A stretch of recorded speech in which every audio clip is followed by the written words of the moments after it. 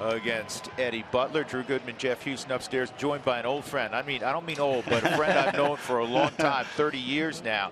Jamie Hamilton, who I used to refer to Sam Simplizio, the late Sam Simplizio, as Mr. Grand Junction. You've been Mr. Grand Junction for a long period of time. Chairman of the Junior College World Series, and if it's baseball related in Grand Junction on the Western Slope, they go your way. How you been, man? I'm doing great. It's great to see both of you. It's been a while. So you're looking good and doing a great job here, and it's fun to watch the Mets and the Rockies tonight. You know what? You still look like the middle infielder you once were. You played at Regis, played professionally for a number of years.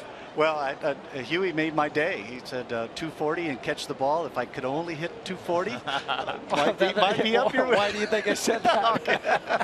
It's for me too, not just you. Good. You know, one of my favorite lines about that was Mike Gallego, and Gag's been a coach forever. He's now working in the Angels system.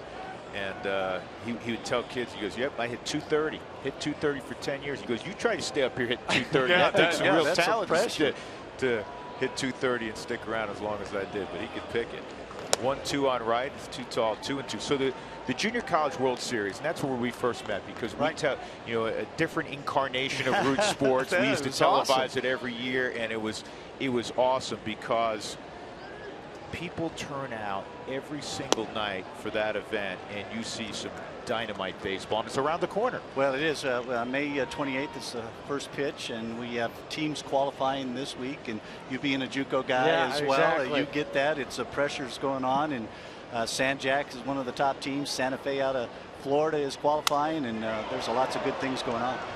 All right, at Cargo, 1 out. David Ryder's retired. Well, it's been about, 80+ guys that have come out of the Junior College World Series at least and then make it to the big leagues. To make it to the big leagues. Brandon McCarthy, actually from Colorado, Bruzelanek, played at Trinidad. He made it to the big leagues. Brandon Belt in your own division. He played for San Jack in 2007. Chad Curtis, Cal Daniels, and just most recently in 2010, Bryce Harper was there, and that was a for a while. Yeah, that's true. You know the story. That's true. He ended up giving Eric Gagne, Cliff Lee, a couple of huge name pitchers. Gagne was at Seminole. That's right. To me, and one of the beautiful things, and we have such great baseball fans in this region, and you draw from a region. You can go over there and you catch a ball game, catch a couple of ball games, and it's packed, and it's just a great atmosphere. This ball's hit a ton to right center field. Cargo is going to give it to Deke, but he caught it. I tell you what, he's deking me twice. He got you, didn't he? He did. He must have got that off the end of the bat. Do you think he hit that out? I thought he hit it better than that for sure. And Cargo has done that to us a couple times where he'll go back and I remember Larry Walker was the guy that really started doing this off this wall. But not that time. There was no deke involved. It was just an F9. Look at it. Cargo's going back. Little fly ball. I expect it right there to turn around the plate off the wall. Yeah. 2 outs. I have to talk to him later. I mean, it's all right if you deke the other team. You can't start deking the announcers. 2 gone, and Cespedes comes up. He lined to Cargo his first time. Well, I just know playing JUCO ball what it meant to be able to say, hey, we're trying to get to Grand Junction, because that's the ultimate if you're playing junior college baseball, and it's great baseball.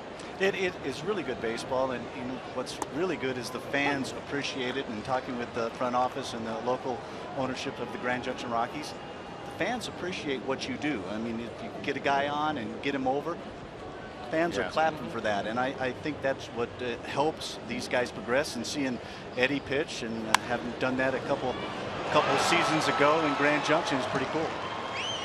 That's a base hit with 2 outs for Cespedes. What's the attendance record? It seems like every year you're breaking it. The attendance record actually was set up almost 7 years ago at 131,000 over 19 games. Last year we had just under 11,000 for the Memorial Night game, where we have fireworks and recognize all the good volunteers on our committee.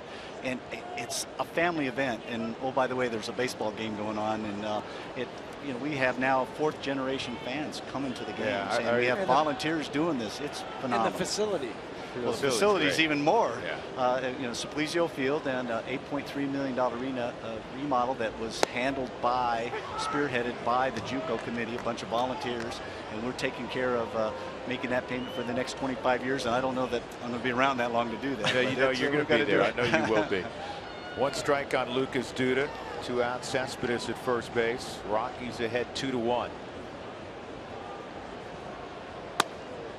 Why do you think, and sometimes we in a cavalier fashion say, oh, you know, great fans in this town, great fans in that town, but there is something unique, and I'm saying this from firsthand experience many times.